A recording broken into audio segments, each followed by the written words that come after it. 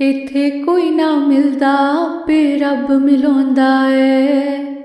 मिलना विछड़ना है सब किस्मत दे चक्कर ने। जेड़े इस जहानों एक दूजे तो विछड़ गए, खौर के इस जहाने मुड़ो जाके टक्कर ने।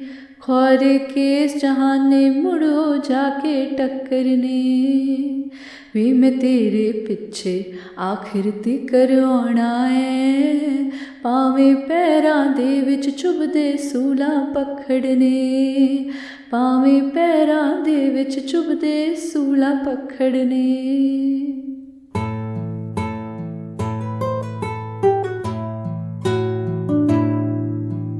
आप सुन रहे हैं अगला वर्ग का the partition podcast with Amy Singh. This is episode 5। जी आया नु इस्तकबाल स्वागत।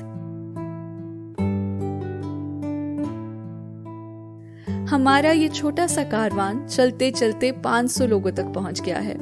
And I am so grateful and glad to be sharing this milestone with you.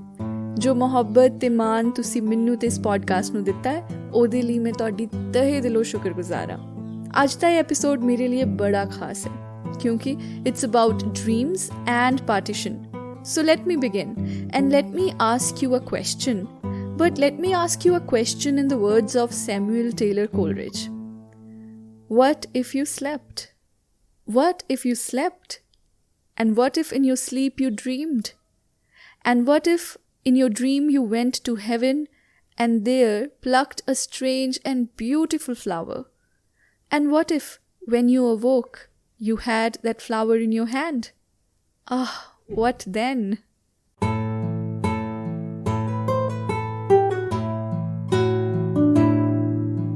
ये नज़्म हर बार मेरे होठों पर एक मुस्कान ले आती है क्योंकि इसमें जाहिर और गायब के दरमियान की जो दूरी होती है वो मिट जाती है।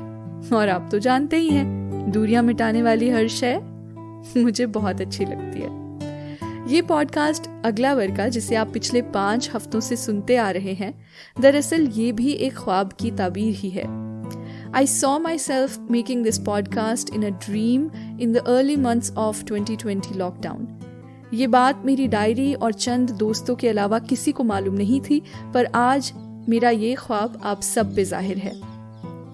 ख्वाब, सपने, सुफने मुझे कुदरत की, हमारी एग्जिस्टेंस की एक बेहद दिलकश और दिलचस्प शय लगती है। हमारे सपनों की दुनिया इतनी तिलिस्मी, इतनी जादुई, इतनी मैजिकल है। Limitless possibilities and borderless worlds exist behind our shut eyes. मानो तो हम आंखें बंद करते ही अपने ज़हनो ज़मीर का कोई दरवाज़ा खोलकर एक नई ही दुनिया में दाखिल हो जाते हैं। एक ऐसी दुनिया जहां सब कुछ मुमकिन है।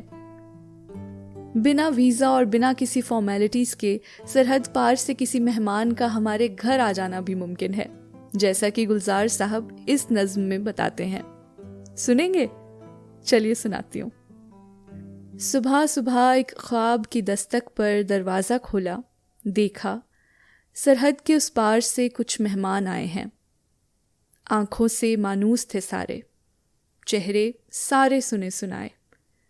पाँव धोए, हाथ धुलाए, आंगन में आसन लगवाए और तनूर पे मक्की के कुछ मोटे मोटे रोट पकाए। पोटली में मेहमान मेरे पिछले सालों की फसलों का गुड़ लाए थे। आँख खुली तो देखा घर में कोई नहीं था।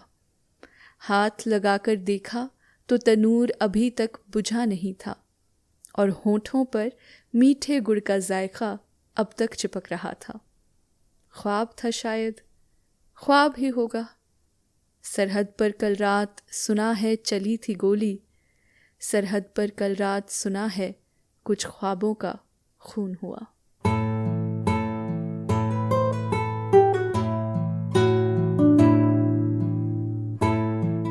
फराज साहब का एक मशहूर शेर है ना कि अब के बिछड़े तो शायद कभी ख्वाबों में मिले, जिस तरह सूखे हुए फूल किताबों में मिले। शायद वो जानते थे कि कभी कभार जो जगहें, जो मकाम हमारे पैरों की पहुंच से बाहर होते हैं, उन्हें हम अपने सपनों में सर कर सकते हैं। क्योंकि ख्वाब किसी भी सरहद, किसी भी वीज़ा या किसी भी कागजी कार्रवाई के मोहताज नहीं होते। ख्वाब आज़ाद होते हैं। और गुलजार साहब अपनी एक और नज़्म में अपने सपनों में सरहद पार करके किसी से मिलने जाने का जिक्र करते हैं। अब मैं आपको वो नज़्म सुनाती हूँ। आँखों का वीज़ा नहीं लगता, सपनों की सरहद होती नहीं। बंद आँखों से रोज़ मैं सरहद पार चला जाता हूँ मिलने मेहंदी हसन से। सुनता हूँ उनकी आवाज़ को चोट लगी है और गज़ल खामोश है, सामने बैठी हुई है। कांप रहे हैं होंठ गज़ल के जब कहते हैं, सूख गए हैं फूल किताबों में, यार फराज भी बिछड़ गए, अब शायद मिले वो ख्वाबों में। बंद आँखों से अक्सर सरहद पार चला जाता हूँ मैं। आँखों को वीज़ा नहीं लगता, सपनों की सरहद कोई नहीं। हमारे फोकलोर्स में, मिथ्स में, लेजेंड्स में सपनों की एक अहम जगह रही है। हज़रत ईसा हो या prophet Muhammad peace be upon him या फिर गौतम बुद्ध हो, सबके जन्म से पहले उनके आने की पेशनगोई ख्वाबों में ही हुई थी।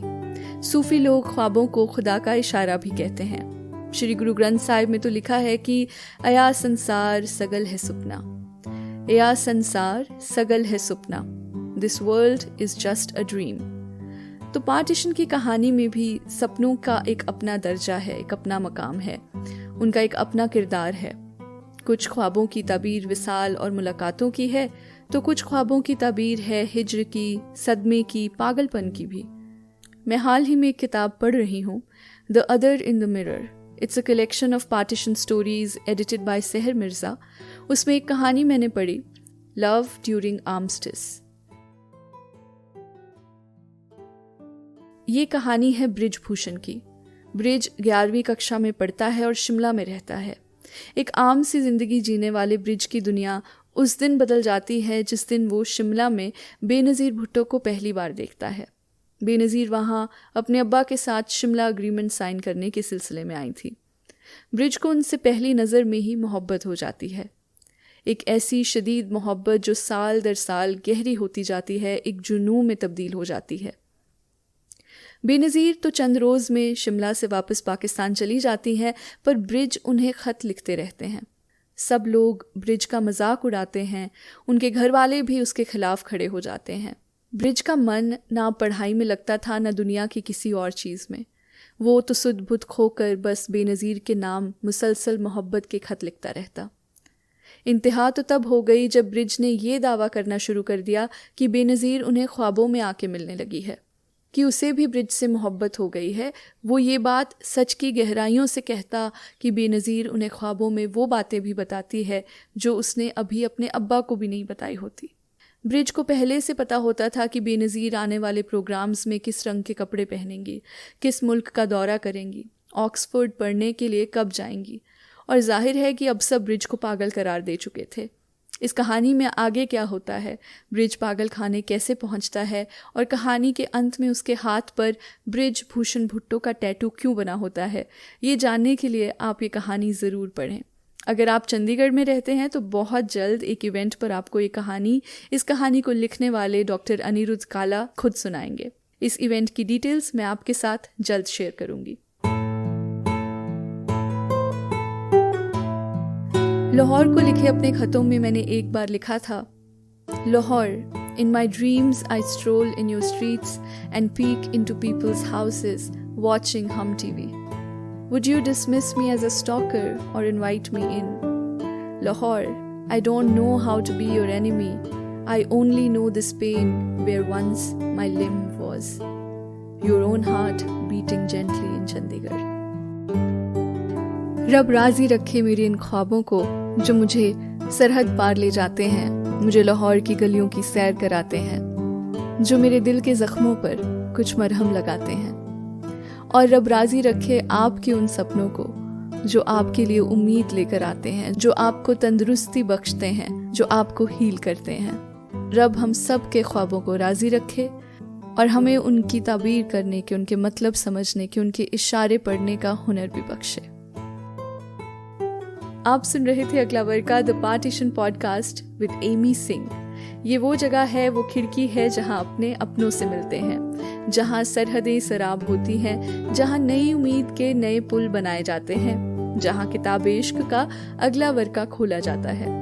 इस पॉडकास्ट को सब्सक्राइब करने के लिए आप बेल आइकन प्रेस करें और इसे अपने अपनों के साथ भी ज़रूर बांटें। और अगर आप इसे सुन रहे हैं तो मुझे टैग भी करें। मुझे अच्छा लगता है जब मैं देखती हूँ कि आप मुझे सुन रहे हैं, अपनी गाड़ी में, अपने घर में, अपनी किचन में, अपने जिम में। दिल खुश हो जाता है। अब मुझे इजाज़त दीजिए, आपसे अगले हफ्ते फिर मुलाकात होगी। तब तक सुनते रहिए, मोहब्बत को चुनते रहिए।